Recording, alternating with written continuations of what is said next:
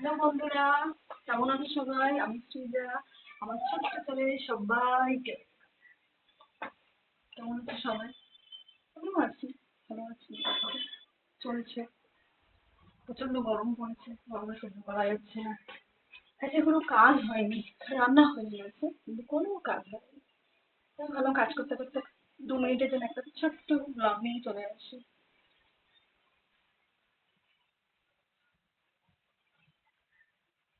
কি ওয়েদারে প্রচন্ড চুল উঠছে আমার।